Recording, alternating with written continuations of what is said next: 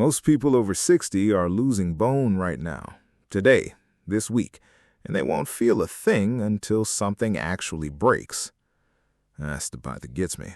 There's no ache, no warning sign, nothing you'd notice in a normal day. Your doctor knows this, genuinely, but a 15-minute appointment isn't enough time to explain which plants actually help and how to grow them yourself. There's barely enough time to go over your blood work, let alone a gardening lesson. I tried the supplement aisle first, honestly. Bottles everywhere, calcium, this, that. Spent way too much money before I even thought to ask what people did before any of that existed on a shelf, because clearly people had strong bones long before pharmacies did. Turns out, people figured a lot of this out a long time before pill bottles existed. Roman soldiers ate it. Egyptian physicians wrote about it. Old herbalists grew half of it in their own backyard on purpose, not by accident. 15 plants. Around number 8, I'll tell you about a Japanese village where almost nobody breaks a hip, and it's not a coincidence. Here's the piece that actually clicked for me. Calcium alone isn't the whole story.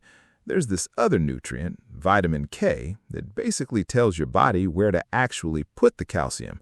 Without enough of it, calcium can end up in the wrong places entirely, like your arteries, instead of your bones where you actually want it. That's the part almost nobody explains clearly. Quick thing before we start. If you're into this kind of stuff, growing your own remedies instead of buying them, you can subscribe. It just helps the channel out. All right, let's start from the bottom. Number 15. And don't worry, these first few are the easy, forgiving ones. Number 15. Chives. Easiest thing on this entire list, genuinely. A little calcium, a little vitamin K, and it just keeps growing back no matter how much you cut it. I've had the same clump going for 3 years now in the same small pot by my kitchen door, and I still haven't managed to kill it. Number 14. Sage. Old herbalists use this constantly, way beyond just cooking with it. Grows almost anywhere, doesn't need much water, and honestly smells incredible when you brush past it in the garden. Kind of earthy, a little peppery, the kind of smell that sticks to your hands for a while afterward. Comes back every single spring without me doing anything at all. Number 13. Thyme. Tiny leaves, but they're carrying a real amount of calcium for something that small. I almost skipped over this one when I was first researching, figured something this small couldn't be doing much. Wrong, apparently. Good reminder not to judge a plant by its size.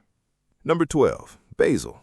Everyone already grows this for the taste, but it's also sitting on a decent amount of vitamin K, the same nutrient that helps your body actually use calcium properly instead of just having it float around doing nothing useful. Kind of a nice bonus for something you're probably already growing anyway, whether or not you ever thought about it that way. Number 11. Rosemary. Here's the mistake almost everyone makes with this one. Boiling it too long in tea just cooks the good stuff right out. A short steep, 5 minutes tops. Any longer, and you're basically just making flavored water, which I did for about a year before someone pointed that out to me. Actually, funny thing happened with my rosemary bush the first year. I planted it in a shady corner because that's where I had room. Barely grew an inch all summer. Turns out this thing basically wants full, brutal sun all day, no exceptions. Moved it, and it tripled in size within a month. Should have just looked it up first, honestly, instead of guessing. Number 10. Watercress. This one genuinely surprised me. Grows in water, practically no effort once it's established, and it's carrying more vitamin K per bite than almost anything else in a normal grocery store salad mix. Peppery taste, too. Nothing like the mild stuff you're used to. First bite genuinely caught me off guard. Number 9. Dandelion. Yes, the weed, the one you've probably pulled out of your lawn 100 times without a second thought. Turns out the leaves are loaded with vitamin K and calcium, and it grows whether you want it to or not. Kinda funny spending decades fighting the thing that was quietly this useful the whole time. Pick the young leaves before it flowers for the best flavor. Older ones get bitter fast. If you don't have a yard, don't worry. None of this actually needs one. Most of what's on this list does perfectly fine in a container on a porch or a windowsill as long as it's getting decent light. I started half of mine in old 5-gallon buckets before I even had proper garden beds built.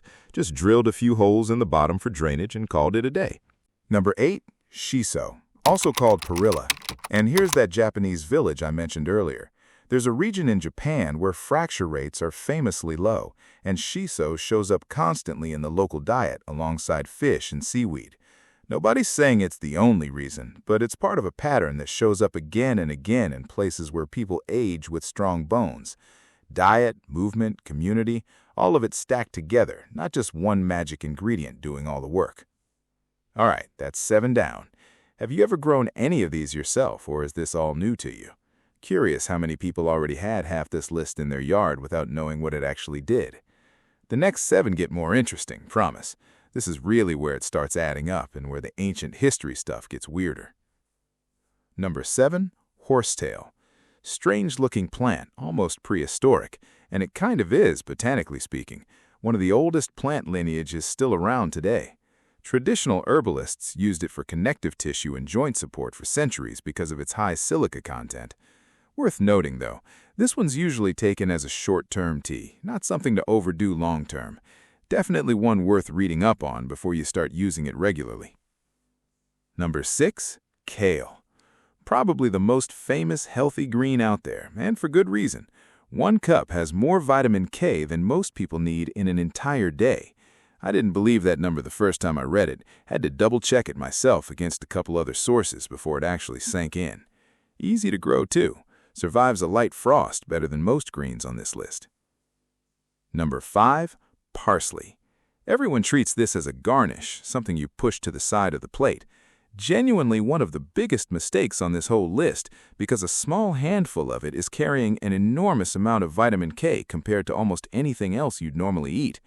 I used to be one of those people pushing it aside for what it's worth. Not anymore. I chop it into basically everything now. Number 4, nettle. Stings if you touch it wrong, which I learned the hard way more than once. But it's been used traditionally for joint discomfort for generations, and it's got a genuinely solid calcium and mineral profile once it's cooked or dried. That's when the sting disappears completely. So gloves for harvesting, nothing for eating. Tastes a lot like spinach once it's cooked down, honestly. Number 3, garlic. Easiest thing to grow on this entire list next to chives. Stick a clove in the ground in fall, basically forget about it. Dig it up in summer. There's real research linking compounds in garlic to reduced bone loss, particularly in women, though nobody's claiming it replaces anything your doctor's already got you on. Just another thing quietly working in the background. One thing that took me embarrassingly long to figure out, timing matters more than people think. Garlic wants to come out of the ground once the lower leaves start browning, not before. Pull it too early and the bulbs are small and underdeveloped. I rushed mine the first year out of pure impatience and ended up with garlic the size of marbles. Number 2, turmeric. Here's the preparation mistake almost everybody makes with this one, myself included for years. Eating it completely on its own does almost nothing. Your body barely absorbs it. Add a pinch of black pepper, though, and suddenly it absorbs dramatically better. One small addition completely changes the outcome, and it costs you nothing extra to do it right. Grows well in a big pot, too. Likes it warm and a little humid. So that's 14. Every one of them worth a spot in a pot somewhere on your patio. But number 1, I mentioned this at the very start, is the one most people already have and are almost certainly preparing wrong without realizing it, myself included for a long time. Took me way too long to actually look into why. Number 1, moringa. Gram for gram, one of the most calcium-dense leaves you can actually grow yourself, and it's also loaded with protein, which matters more for bones than most people realize. Bone isn't just mineral, it needs the protein structure underneath it too, kind of like rebar inside concrete. Grows fast too, faster than almost anything else I've planted, which honestly caught me off guard the first summer. Here's the mistake though. Most people boil the leaves for way too long or dry them out in direct sun on a hot windowsill. Both destroy a huge chunk of what makes this plant worth growing in the first place. Dry it in the shade instead, somewhere with airflow, and you keep way more of it intact. Took me a whole batch of dull, faded leaves to figure that one out. Should have been obvious in hindsight, but it wasn't at the time. So going back to where this whole thing started, the bone loss nobody feels happening. None of these 15 are some miracle fix on their own, but stacked together, growing in actual pots on an actual patio, they start looking less like a garden and more like a pharmacy you just happen to also enjoy sitting next to in the evening, watering can in hand. That's the whole shift for me, from something I bought to something I actually grew. I'll say this straight, though. If you've actually got osteoporosis, severe arthritis, or real joint damage, that's a conversation with your doctor, not something you fix from a plant pot. No herb, vegetable, or home remedy can rebuild damaged joints or replace proper medical treatment, and anyone who tells you otherwise is overselling it. What we're talking about here is something completely different. This is about giving your body nutrients that support healthy bones and joints over the long term. For centuries, people grew this plant in their backyards and kitchens without thinking much about it. It wasn't marketed as a miracle cure or sold in expensive bottles. It was simply part of everyday meals because people recognized it as a nourishing food. Modern research has shown that many leafy greens and traditional garden plants contain vitamins, minerals, and antioxidants that play important roles in bone health, helping your body maintain normal bone structure as a part of a balanced diet. That's interesting because it reminds us that some of the most valuable foods have been sitting in ordinary gardens all along. Now, does that mean eating this plant will reverse osteoporosis or erase years of wear and tear? No, that's not how the human body works. Bone loss and joint disease are complex conditions influenced by age, hormones, genetics, activity levels, and overall nutrition. There's no single food that can undo all of that. But if you're already following your doctor's advice, whether that's medication, physical therapy, strength training, or calcium and vitamin D supplements, adding more nutrient-rich plants like this to your meals is a simple habit that may help support your overall health. Think of it as another piece of the puzzle, not the entire solution. The biggest mistake people make is chasing miracle cures while ignoring the basics. Consistent movement, a balanced diet, enough protein, adequate vitamin D, and regular medical care will almost always do more for your bones than any trendy superfood. So don't see this as a replacement for treatment. See it as rediscovering a traditional food that's been quietly growing in gardens for generations. Sometimes the healthiest habits aren't the newest ones. They're the ones we've simply stopped paying attention to. And that's exactly why this plant deserves another look. Which one of these actually surprised you the most? Let me know down in the comments. I'm genuinely curious which of these people already had growing without knowing it.